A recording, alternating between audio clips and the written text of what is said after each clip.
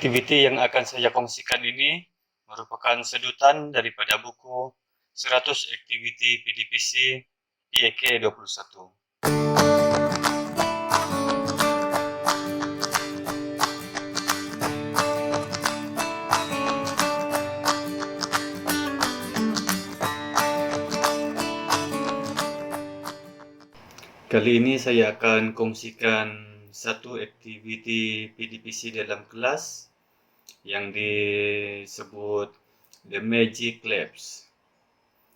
Saya akan terangkan dahulu langkah-langkah pelaksanaan bagi aktiviti ini, dan selepas itu saya akan terangkan pula bagaimana setiap elemen PAK 21 dan KBAT itu diterapkan dalam aktiviti ini. Okey, untuk aktiviti ini, mata pelajaran cadangan adalah merentas kurikulum ataupun boleh digunakan untuk pelbagai mata pelajaran. Kesesuaian penggunaan, ini terpulang kepada cikgu lah, sama ada cikgu gunakan untuk pengukuhan dan sebagainya. Kesesuaian isi pelajaran pula umum, artinya cikgu boleh gunakan untuk apa-apa isi pelajaran yang berbentuk rumus, definisi, atau apa-apa isi penting yang lain lah. Okey, keterangan aktiviti. Dalam aktiviti ini, pelajar menyebut isi penting dengan berpandukan kepada gaya tepukan tangan. Okey, persediaan awal. Guru menyediakan ataupun menulis 15 hingga 30 isi penting yang berkaitan dengan topik pembelajaran pada kertas yang berasingan. Okey, langkah-langkah pelaksanaan. 5 hingga 10 orang pelajar dipilih dan diminta berdiri di hadapan kelas. Pelajar-pelajar ini dikenali sebagai pelajar isi penting. Okey, bilangan pelajar isi penting ini tidak semestinya sama dengan jumlah isi penting, sebab pelajar isi penting tadi kita boleh berikan dengan isi penting yang berlainan lah, secara bersilih nanti ya. Kita boleh tukar isi penting tadi. Okey, langkah pelaksanaan yang kedua. Setiap seorang pelajar isi penting diberikan ataupun menyimpan satu kertas yang mengandungi isi penting yang berlainan. Ketiga, setiap pelajar isi penting menentukan satu gaya tepukan tangan untuk mewakili isi penting yang mereka simpan. Yang ini nanti kita tengok contoh lah. Okey, contoh gaya tepukan tangan bagi setiap pelajar isi penting harus berlainan lah. Contohnya adalah tepuk sekali, tepuk dua kali, tepuk sekali dan dua kali, tepuk dua kali dan dua kali, tepuk tiga kali, dan sebagainya lah. Itu contoh-contoh tadi ya, gaya tepukan tangan. Jadi setiap gaya tepukan tangan tadi sebenarnya mewakili isi penting yang berlainan. Okey, pelajar yang selebihnya dibahagikan kepada dua kumpulan, iaitu kumpulan A dan kumpulan D. Kemudian pelajar dalam kumpulan tadi dipasang-pasangkan, mungkin 2 orang atau 3 orang lah. Okey, setiap pasangan tadi berpasangan atau 3 orang diberikan giliran. Kemudian setiap pelajar isi penting bergilir untuk mendemonstrasikan ataupun menunjukkan gaya tepukan tangan masing-masing dan kemudian menyebut isi penting yang disimpannya. Suara pelajar tadi harus kuatlah supaya semua pelajar dalam kelas itu dengar. Semua pelajar yang lain cuba untuk mengingati padanan isi penting dengan gaya tepukan tangan.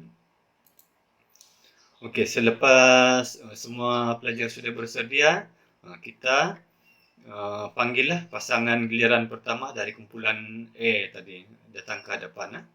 Kemudian guru memilih mana-mana pelajar isi penting untuk menunjukkan gaya tepukan tangan sahaja. Kalau awal tadi kita pelajar isi penting tadi sudah tunjukkan gaya tepukan tangan dengan isi penting yang sepadan dengan gaya tepukan tangan tadi. Kali ini pelajar isi penting tadi hanya menunjukkan gaya tepukan tangan sahaja. Dan langkah seterusnya, pasangan giliran yang pertama tadi, dari kumpulan E tadi, coba menyebut isi penting yang disimpan oleh pelajar isi penting tersebut. Berdasarkan gaya tepukan tangan yang ditunjukkan oleh pelajar isi penting tadilah.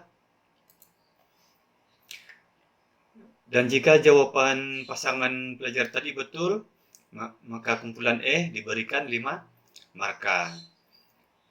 Dan jika jawaban salah, ahli kumpulan yang lain diberikan 1 peluang untuk membantu, tetapi markah penuh hanya 3 markah.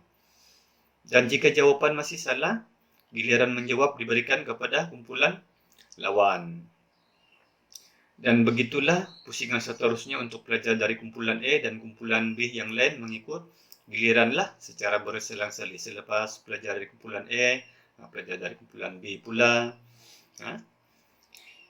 Okey, dan isi-isi penting tadi boleh ditukar pada bila-bila masa. Contohnya cikgu ada 30 isi penting.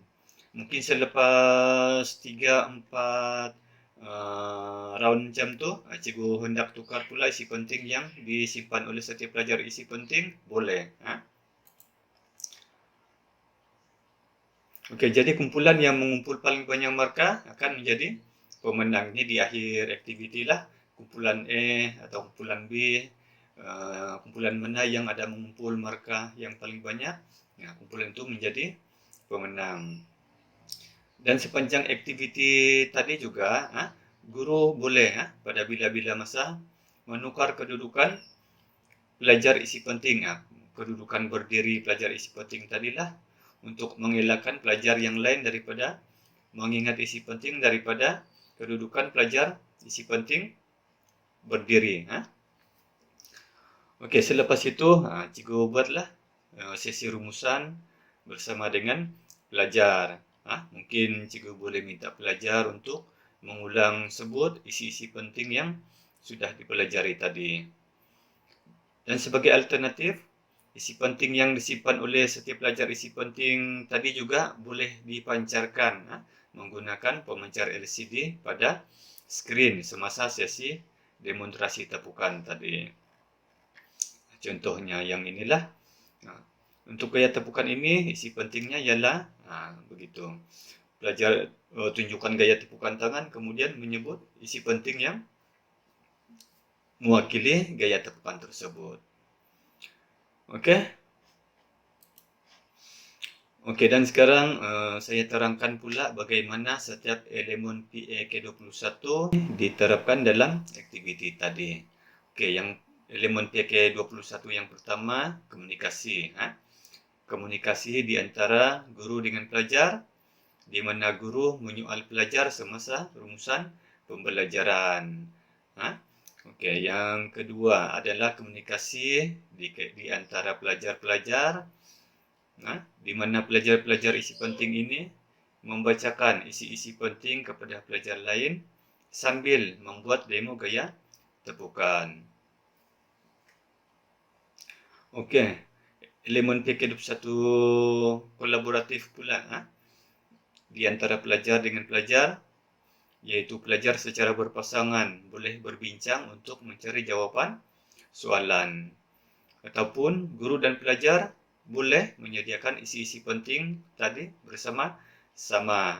Mungkin bukan cikgu sahaja yang sediakan, mungkin cikgu libatkan pelajar sekali untuk menyediakan isi-isi penting. Okey, pemikiran kritikal.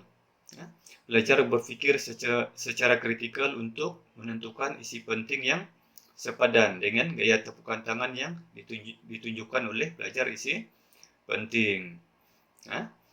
Pelajar tadi kena berfikir sikitlah. Kreativiti. Penyediaan dan pelaksanaan aktiviti ini sendiri merupakan satu creativity, yaitu dari segi persembahan maklumat dan cara pelaksanaan. Dan creativity pelajar untuk mencari dan mengubah isi penting. Oke, dari segi nilai pula, yaitu pelajar saling menghormati bangsa, kaum, agama, pelajar lain sepanjang aktiviti, atau pelajar saling menghormati pendapat pelajar lain ataupun bertolak ansur, dan pelajar saling bekerja sama untuk mencari isi penting.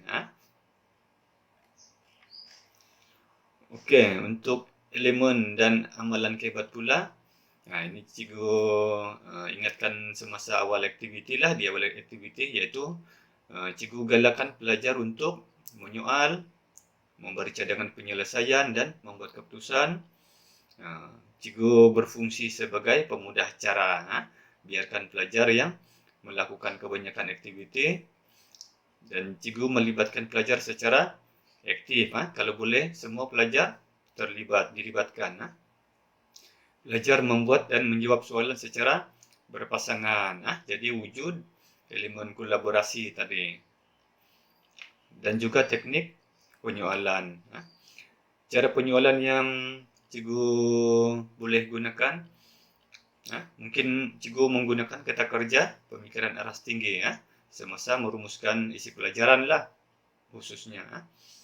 Oke, contoh kata kerja, contohnya merumuskan. Kita minta seorang dua orang pelajar untuk merumuskan apa yang telah dipelajari pada hari tersebut, ataupun pelajar memberi alasan contohnya, ataupun apa lagi, contohnya pelajar membuat justifikasi.